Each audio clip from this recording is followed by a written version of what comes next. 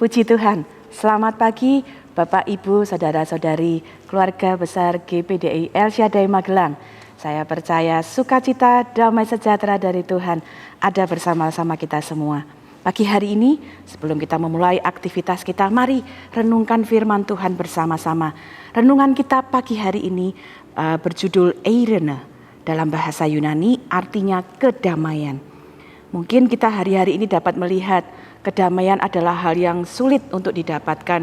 Begitu banyak orang hidup dalam ketakutan, banyak orang hidup dalam kekhawatiran, dan kita akan belajar apa yang kita dapat lihat dari kalimat Eirene ini. Kita akan melihat bersama-sama renungan kita pagi hari ini dalam Injil Yohanes pasal yang ke-20, ayat 19 sampai ayat 23. Renungan kita sekali lagi dalam Injil Yohanes 20 ayat 19 sampai 23. Saya akan membacakannya beberapa ayat terlebih dahulu. Yesus menampakkan diri kepada murid-muridnya.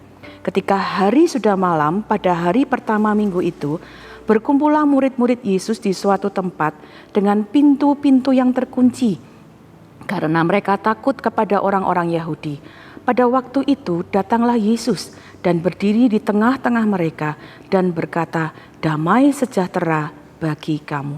Dan sesudah berkata demikian, ia menunjukkan tangannya dan lambungnya kepada mereka. Murid-murid itu bersukacita ketika mereka melihat Tuhan.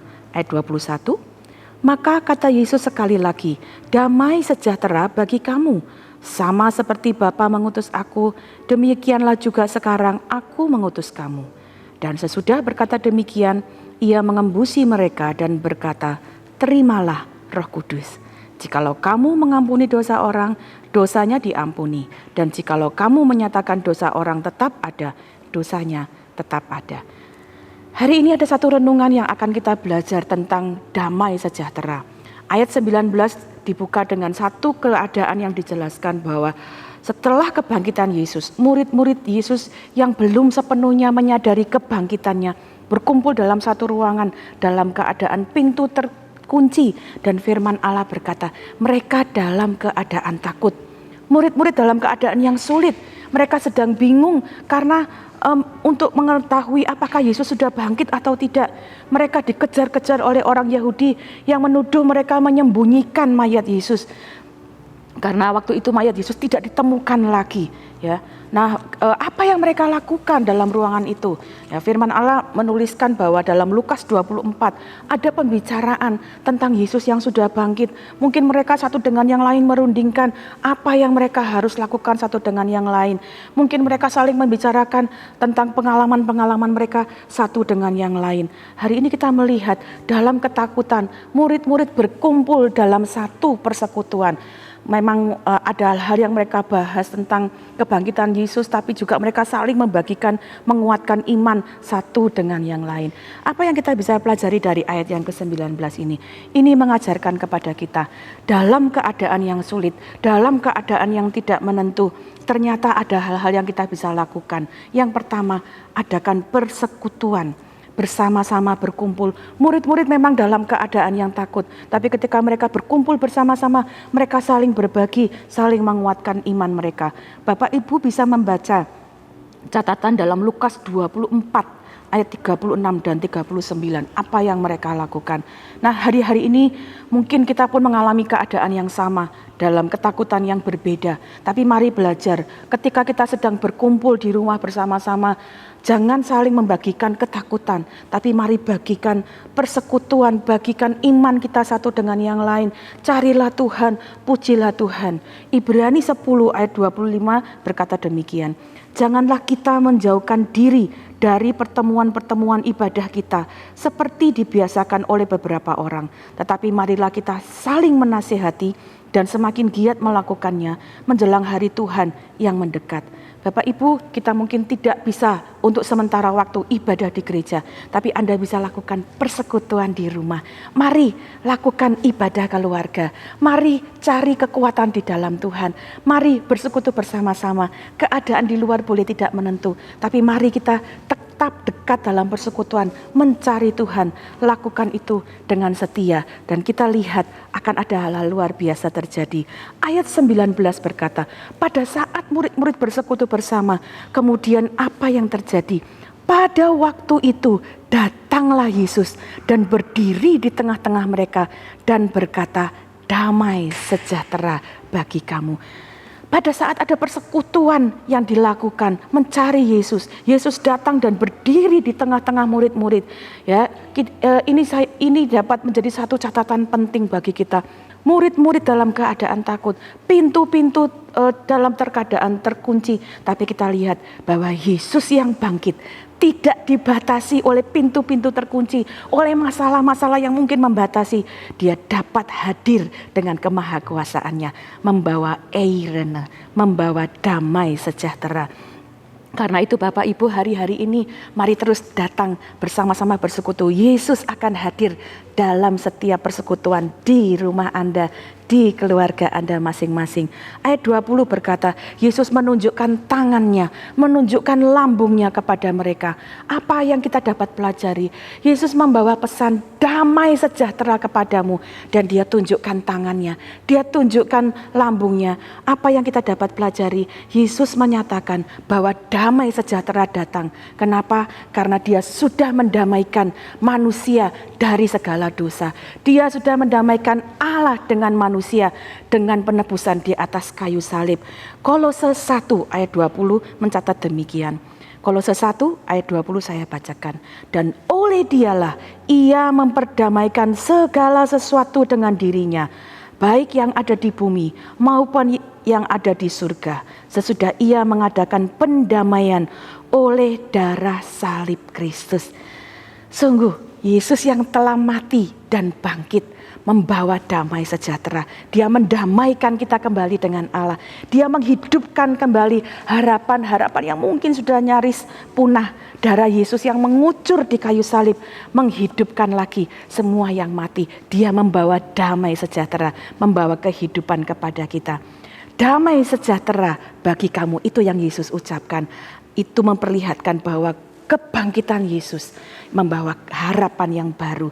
Karena itu terimalah damai sejahtera Kristus. Terimalah Tuhan Yesus dengan percaya di dalam hatimu. Damai sejahtera akan ada dalam hati kita. Ayat 20 mengatakan murid-murid bersukacita waktu mereka melihat Yesus. Dan itu hal yang sangat luar biasa. Kita akan menerima damai sejahtera waktu menerima Tuhan Yesus Kristus dalam hidup kita. Dan firman Allah mengatakan ada sukacita. Ayat 21 mengatakan demikian.